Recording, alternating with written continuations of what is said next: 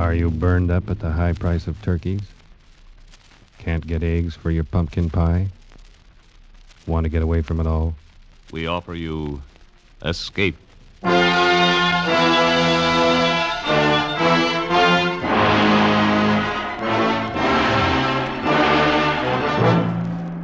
You're trapped in a remote valley of the Andes, walled in by sheer rock precipices, and surrounding you, closing in on you, is a band of blind men who want your eyes.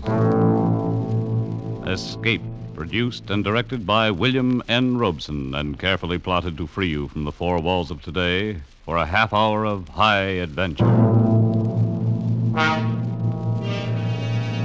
Tonight, we escape to the high mountains of Ecuador and to a remarkable world where sight is unknown, as H.G. Wells imagined it in his curious story, The Country of the Blind.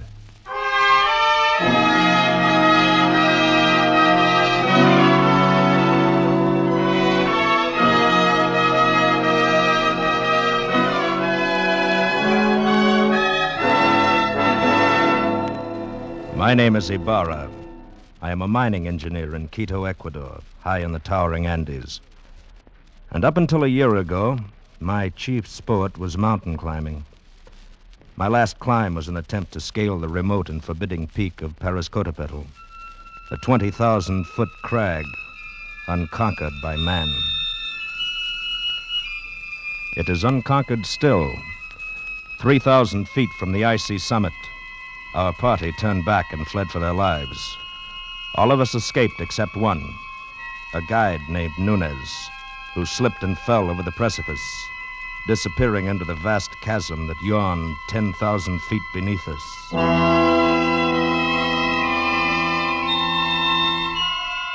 The horror of that man's fall has haunted my dreams for a year.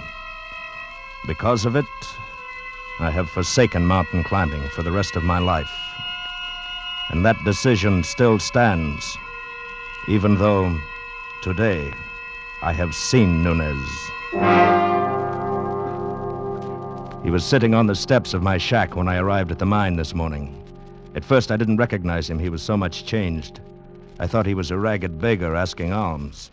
Is it you, Senor Ibarra? My name is Ibarra, yes. What do you want? You do not know me, senor. I know, You look like a man I knew once, but he is... Dead? Dead on the slopes of Pariscotopetl? Nunez.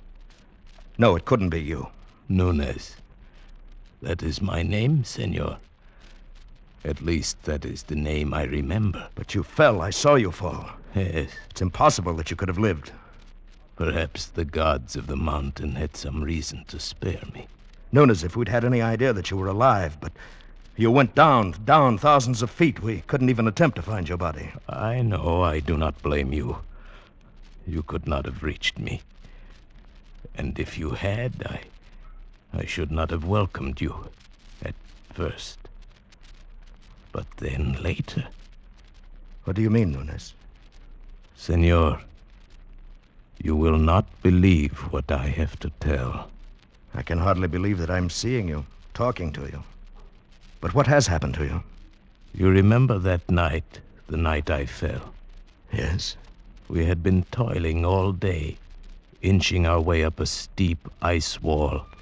And as darkness came, we found a narrow ledge, barely 3 feet wide. It's not very wide, but we can get our shoulder wall up, cut off some of this wind. Hell, that'll be welcome. Yes, but first we'll rest a moment. Look at that icy devil up there glistening in the moonlight. There's another 3,000 feet of sheer ice wall to the top. Well, I can see why no one's ever made it. Think we should go on? I don't know. Nunez, what do you think? It is not my place to say, senor. I was hired to guide you to the top. I agreed. What do you really think? If I believed in the gods of the mountain, as the Indians do, I should be frightened now. Why? Because we have invaded the Forbidden Circle. This part of the Andes is unmapped and Unknown, senor. And therefore shrouded in superstition, eh? It is an easy thing to believe strange things in this white loneliness. Some of the legends are really fascinating. I've heard of one, something about a hidden valley called the Country of the Blind. Yes. It is supposed to be somewhere down there below us. A fertile valley which was settled many centuries ago, and then cut off by the great landslide of Arauca. But why the Country of the Blind? Well, even before it was isolated, the people developed a strange illness. All of them slowly went blind. After that, their children were born blind. And the legend is that the valley was the home of the mountain gods. It was too beautiful for human eyes. It's odd. Well, it's all nonsense. Yes, of course. Would be pleasant to find it, though. You know the old proverb, in the country of the blind, the one-eyed man is king?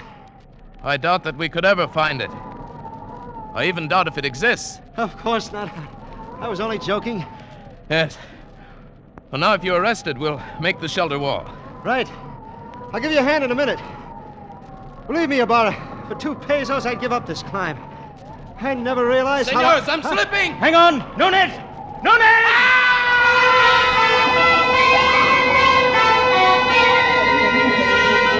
In one horrible instant, my foot had slipped on the treacherous ledge and I'd gone over, falling far out into the icy black night, falling down, down. I fell perhaps 1,000 feet.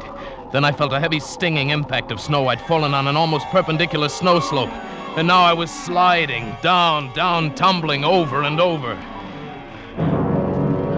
And then suddenly I realized that my own motion had almost stopped. And it was the snow that was moving. I was riding an avalanche. At almost the same moment, I went over the second precipice. It was higher than the first, much higher, perhaps 4,000 feet. I fell with the snow for what seemed minutes, every second expecting the terrible final impact. But the impact never came. Miracle of miracles, that sheer wall blended almost imperceptibly into another steep snow slope. And again I was sliding. Gradually, as the arc of the slope curved away, I felt myself slow down. And finally I rolled to a stop and lay still. When I awoke, it was morning, and I was covered with snow. I shook off the cold white blanket on my chest and rested a moment. And then I rolled over on my back and looked up.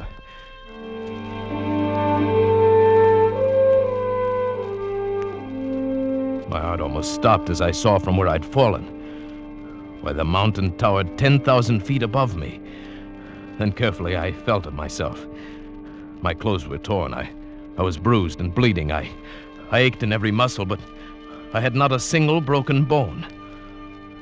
I lay there and offered up a prayer to the gods of the mountain.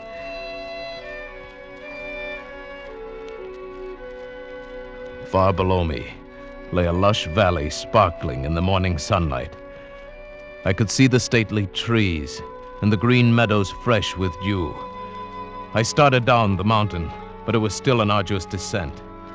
The farther down I got, the more I realized the beauty of the scene.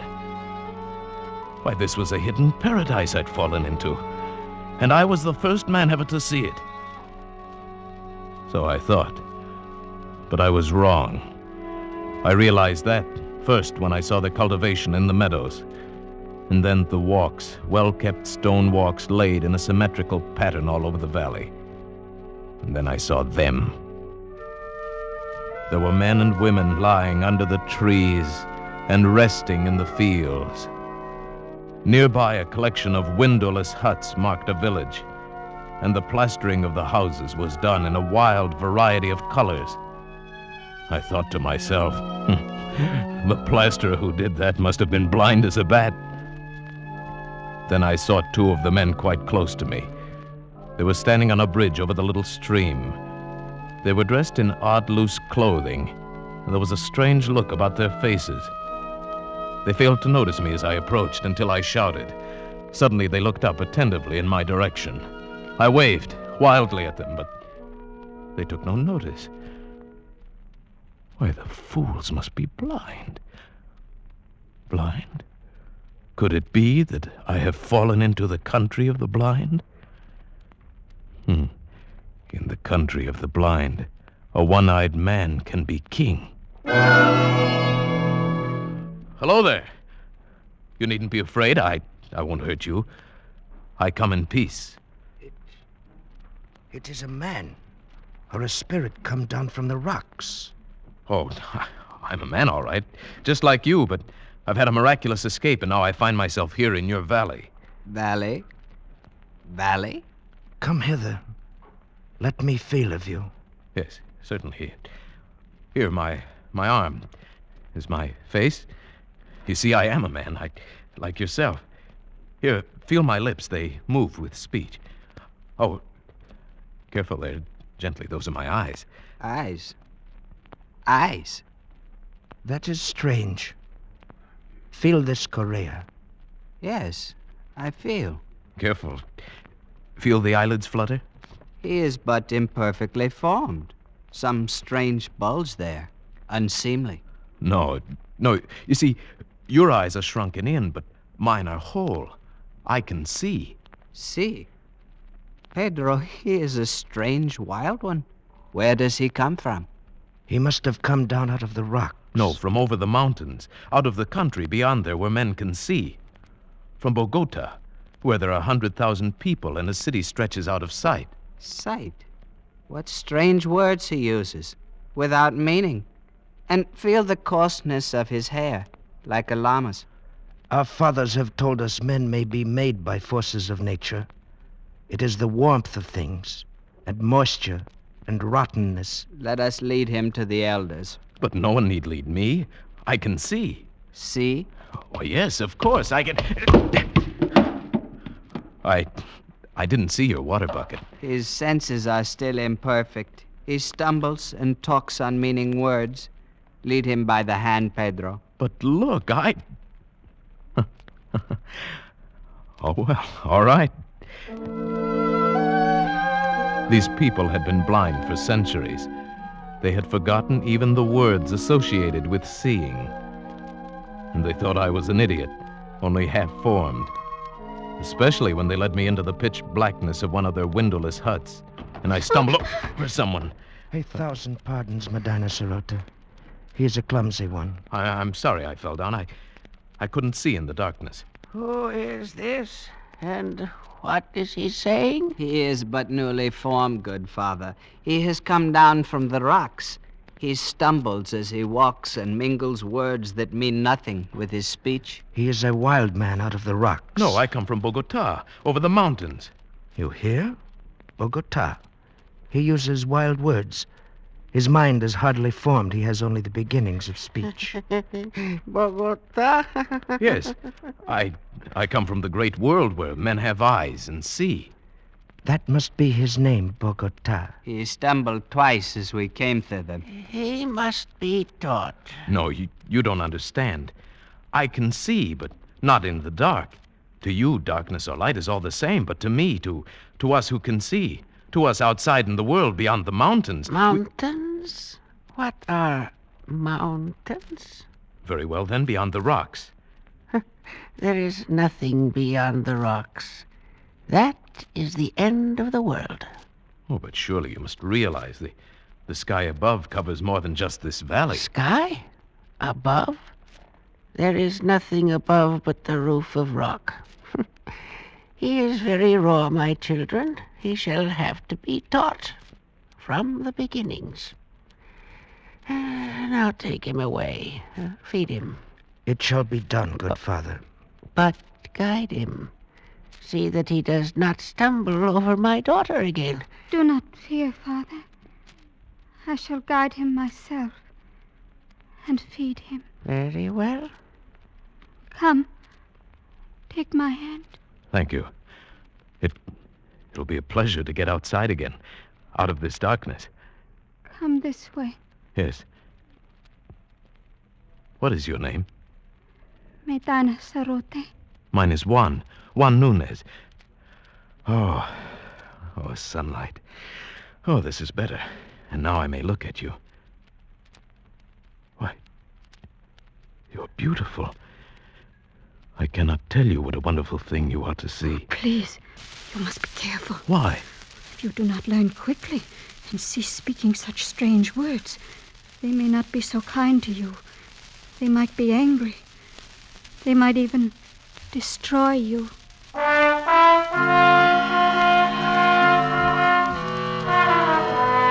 This thought had not occurred to me, and suddenly I had a twinge of fear. Still, the proverb kept running through my mind. In the country of the blind, a one-eyed man is king. But try as I would, I could not make them understand my wonderful gift of sight. They thought me stupid and untaught, almost an idiot. Day by day, I learned their peaceful ways, but they could not learn mine. It was beginning to get on my nerves. Theirs too, perhaps. Bogota? Bogota, come hither. Bogota, you move not. No, and I won't, you old beetle. I'll show you. I'll leave the path. Bogota, trample not on the grass. It is not allowed. How did you know I stepped on the grass? I heard, of course. Heard, but I didn't make a sound. Why do you not come when I call you? Can you not hear the path as you walk? I can see it. There is no such word as see. Cease this folly and follow the sound of my feet. Oh, my time will come. You will learn. There is much to learn in the world. Has no one ever told you in the country of the blind, the one-eyed man is king? Blind? What is blind? Oh, never mind. Bogota, I must warn you. Just keep quiet and learn. And stop this nonsense about seeing. Nonsense, is it? I'll show you I've taken enough of your insults. Unformed mind, got no sense yet. I'll be king here. I can see and I'll be king. Bogota, stop it. No, I'm through with your orders. I'll show you what an advantage sight can be. I can hit you and hurt you, and you can't see me to strike back. Bogota, put down that spade. You devil, your ears are sharp, aren't they? Bogota, there must be no violence. By heaven, I'll hit you if you come any closer. I swear I will. Put down that spade and come off the grass. You don't understand. You are blind, and I can see. I can see. Bogota. I'll hurt you. I swear I will. Put down that spade. Leave me alone! I hit him with a spade and ran. Over the wall, outside the valley, back to the rocks, back to the cliff I'd come from. When I reached that sheer rock wall, I knew there was no place to go. For 2 days and nights, I stayed outside the valley. I grew hungry and cold. Then I realized the hopelessness of my position. I was trapped. I must spend the rest of my life here. There was no way out. So I went back. I confess, O chief of the elders, I was mad. I admit I was only newly made. That is better. And do you still think you can see? No. That was folly. The words mean nothing less than nothing. And what is overhead? Rock. There's a roof above the world, a roof of rock and very smooth. Very well. And Please, before you ask me any more, give me food or I shall die. very well, give him food. Medina Sarate. Yes, Father.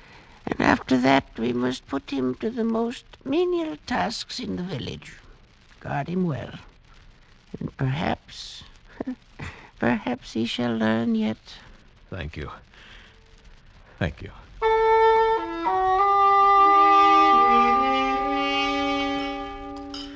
Oh, that is better.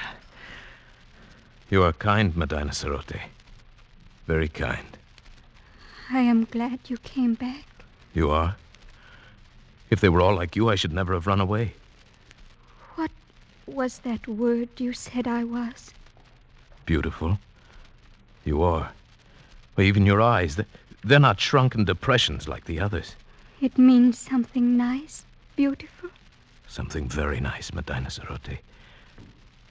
Tell me, why is it you have no husband? I have a disfigurement. These long hairs. Oh, your eyelashes? Oh, but they're beautiful. They are considered a disfigurement. You're the most lovely girl in the valley. But they wouldn't know, would they? You have no lover? No. Medina Sarote, what do you think of me? Do you think of me as an idiot like all the rest do? Oh, no. No, you have much to learn, but you will learn it, I'm sure. And you are kind and gentle, and your voice is soft. You speak words that are soft and warm. No one has ever spoken such words to me. Then I shall speak them often, Medina Sarote. You are the only one in this valley, in this whole world I care for.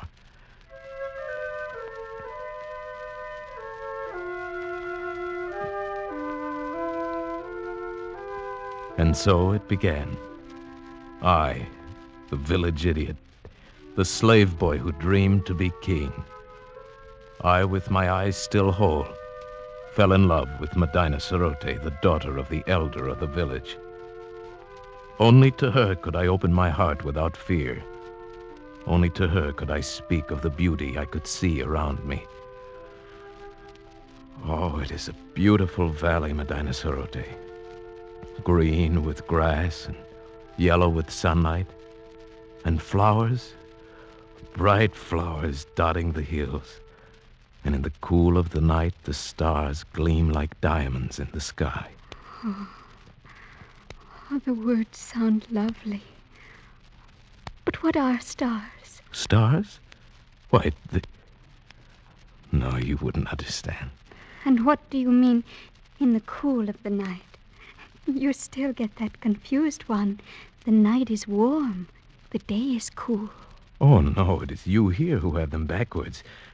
Because the darkness means nothing to you. You work in the cool of the night and sleep in the heat of the day, but... You are teasing me. No. Oh. What does it matter? All that matters is you. You. Here beside me, Medina Sarote. I love you. And I love you. I know they still think me an idiot, but you listen to what I say, and you don't think me an idiot, do you? Oh, no. I like to hear you speak. Then, would you marry me? Yes. Yes, Juan. I will marry you.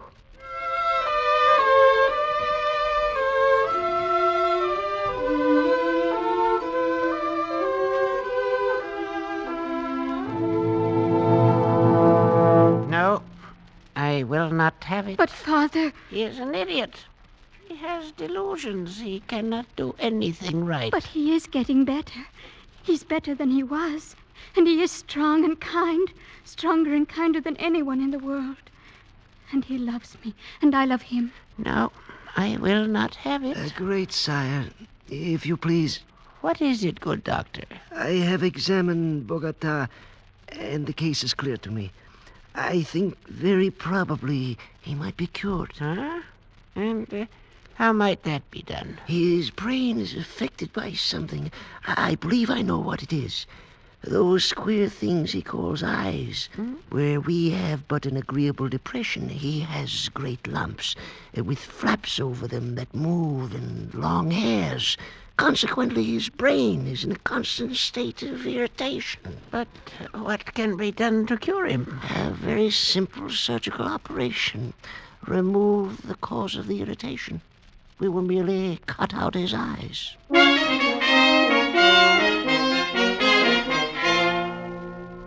But, Juan, they say it will make you well. It will make you look like us. But you don't understand, Medina Sarote. My world is sight. You would not want me to lose my most precious possession? I don't know. There are so many beautiful things to see. The flowers, the far sky with its drifting clouds, the sunsets, the stars. And you. If only just to see you it is good to have sight. And I would never see you again.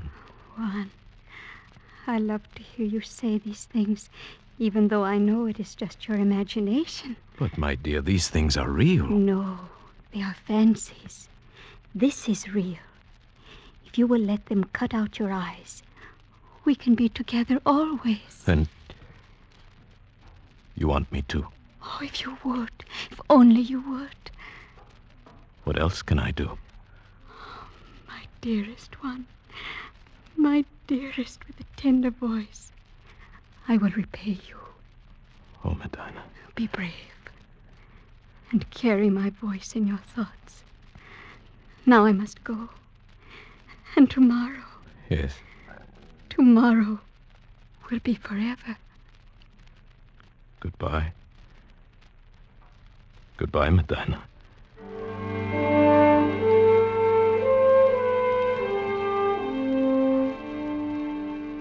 I suppose I knew it then, when I said that.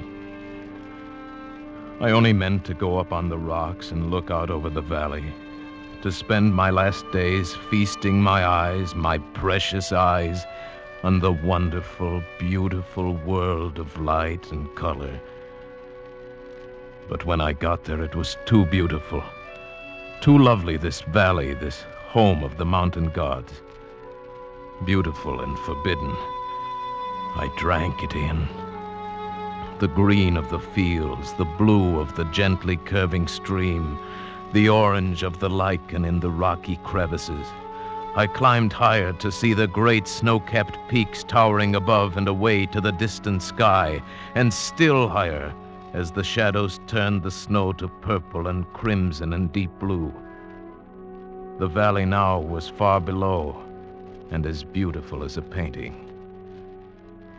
But like a painting, it seemed unreal. Medina Sarote was small and far away, a distant dream. And the world of sight was here, all around, overpowering, wonderful. I turned and began to climb up that sheer rock wall.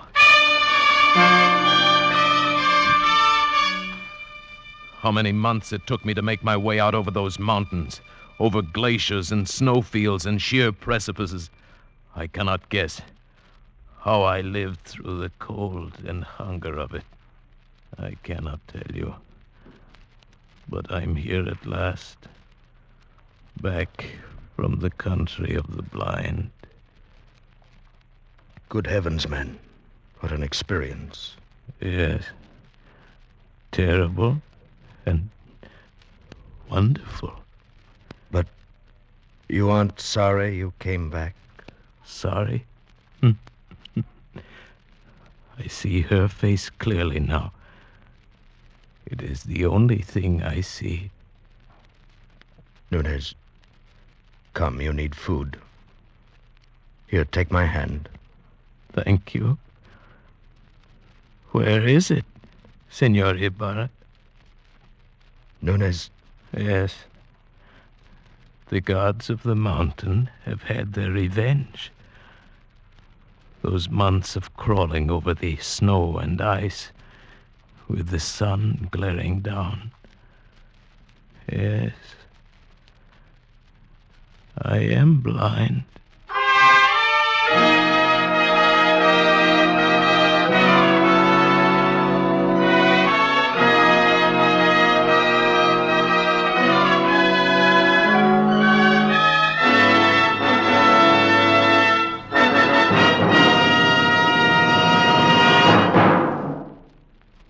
Escape is produced and directed by William N. Robeson, and tonight presented The Country of the Blind by H.G. Wells, adapted for radio by John Dunkel, with Paul Frees as Nunez, Peggy Weber as Medina Sarote, Bill Conrad as Ibarra, and Harry Bartell as Correa.